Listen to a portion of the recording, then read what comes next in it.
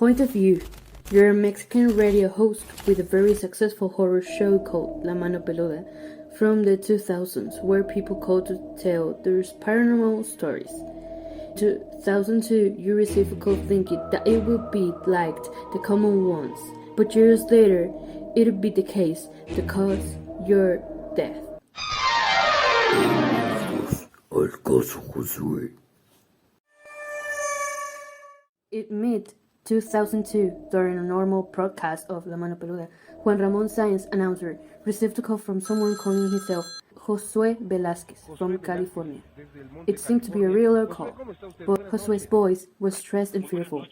He begins to explain to Juan Ramón that he has been trying to make a pact with some greater demon for 5 years. Satan, Beelzebub, Lucifer, Belinda. He explains that his family was upper middle class, but at the age of 14, his family entered an economic crisis where they lost everything. As time went by, his situation was precarious, and Josué, his eldest son, was desperate to find a solution so that his family would stop suffering from misery. He worked in one place and another, earning just enough to eat, and one day he woke up with an idea to remedy everything: sell his soul to the devil.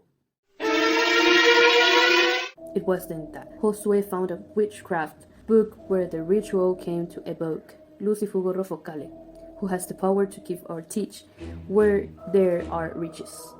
Also, the manuscripts of the Black Flags Temple say that Lucifugo, more importantly, specializes in spreading curses and inflicting disease and deformities. However, he won't harm anyone if no one asks him to. After 11 months, this young man consulted, investigated, got some books on black magic, and one night, 3 shadows appeared in his room, and they told him, Josué, so you want money and power? Yes, Josué answered. So, to close the deal, we need the soul of loved one. What do you mean, a loved one? Josué said steadily. If I'm doing this, it's precisely so that they are well. If you simply want your family to stop starving, you must give us the soul of one of its members, said the demons. You have until the next full moon to do so, otherwise, they will be sold. And the shadows left. Josué proceeds to tell Juan Ramón that he didn't know what to do, but he realized that there were only 2 nights to go until the full moon, so he had to make a decision, and he did. Yo no sé si tontamente o cómo actué. Dije, mi madre, pues no la quiero mucho. Sí. Mis hermanos, pues no, porque por eso lo estoy haciendo. Y pensé en mi abuela. Le dije, sí, ella está grande, ya vivió,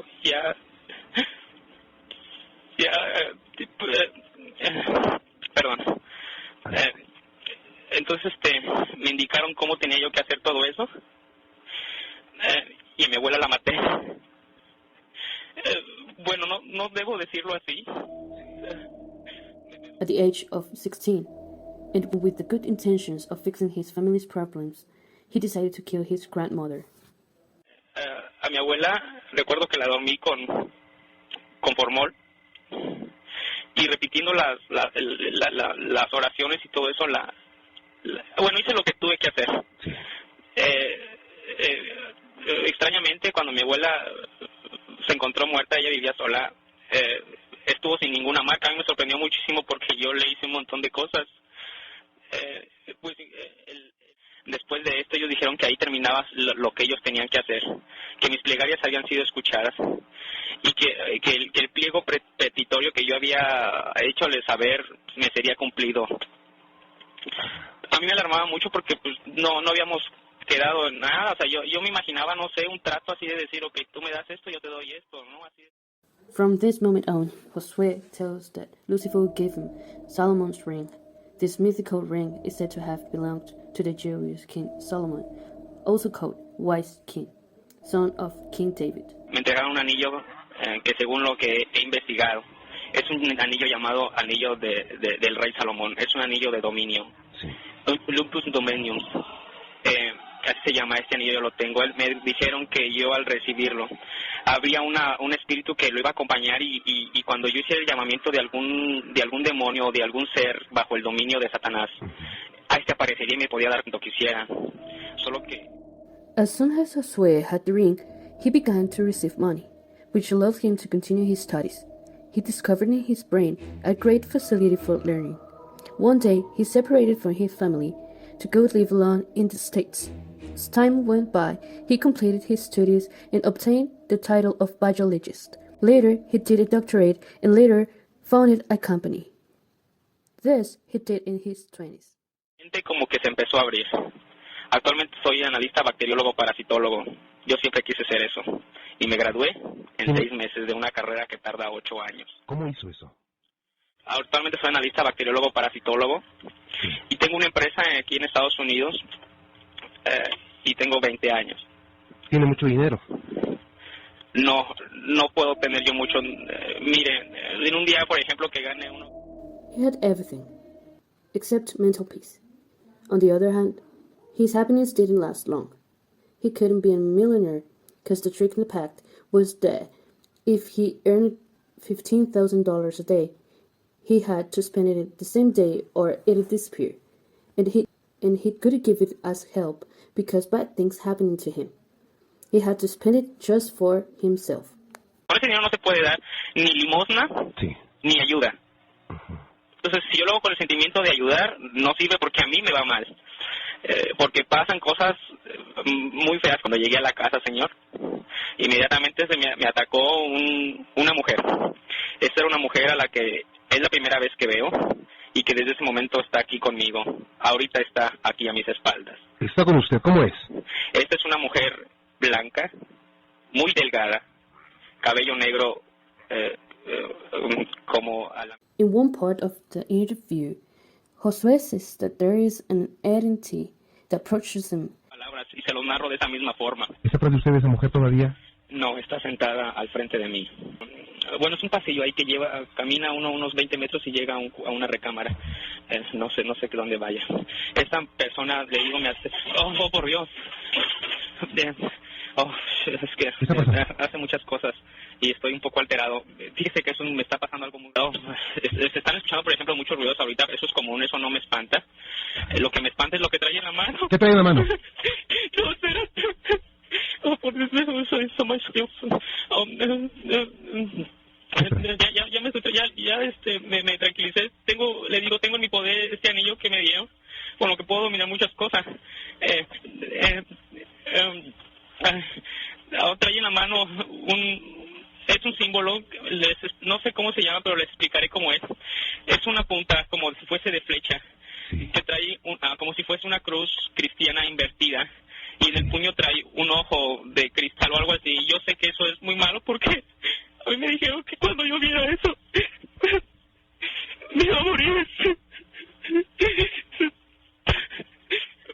Pero Juan Ramón, who didn't know anything about occult or paranormal and who only dedicated himself to listening to the stories they told him, upon hearing this, sent a commercial card and contacted an expert, Pastor Roberto Hueso, who also didn't know anything of the paranormal or the occult because he recommended what everyone already knows, and both got and opened the Bible.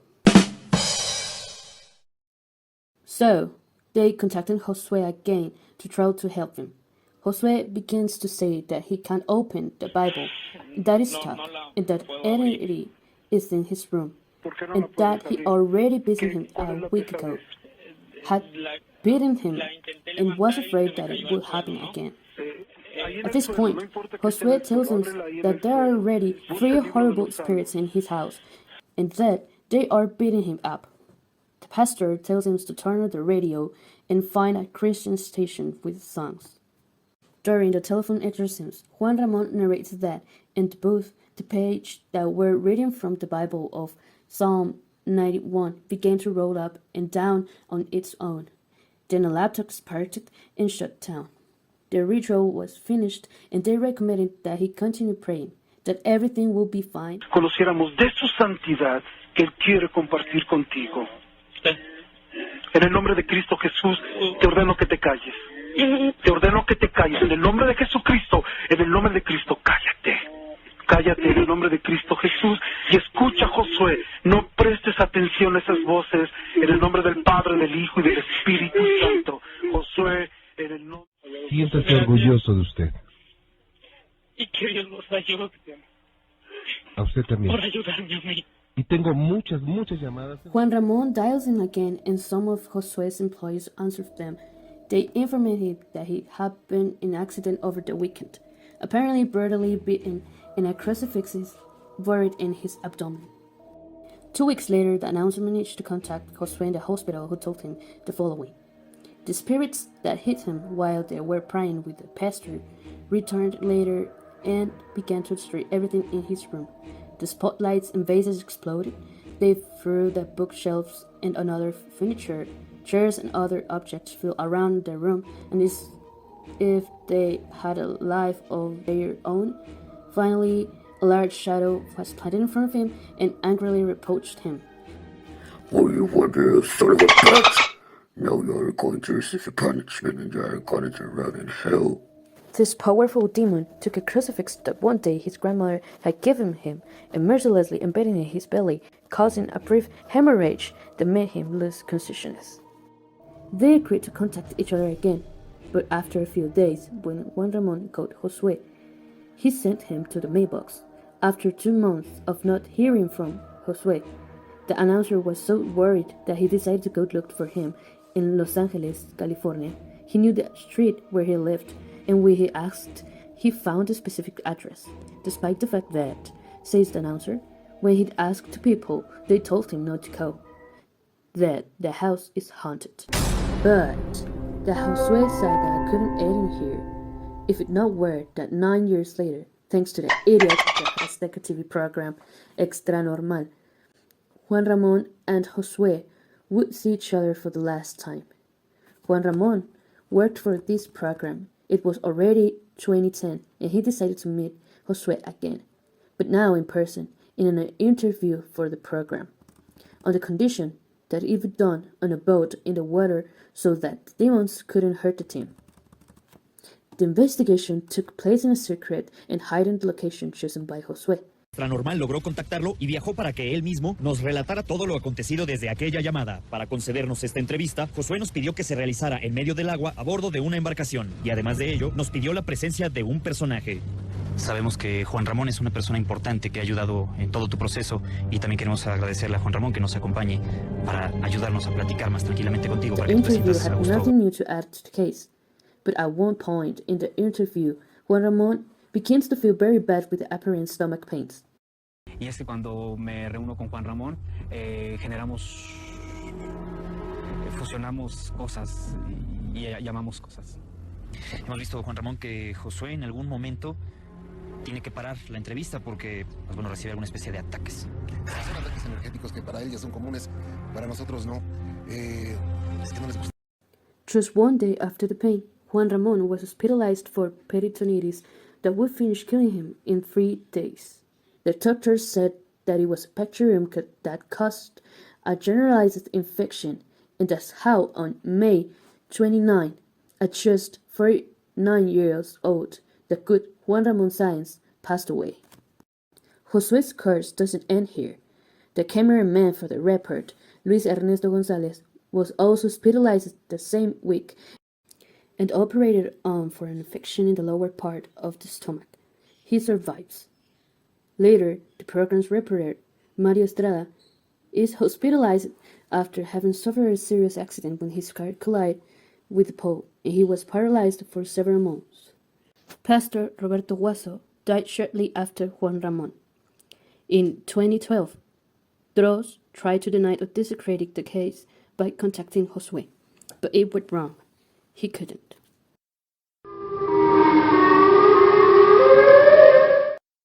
XD, buenas noches.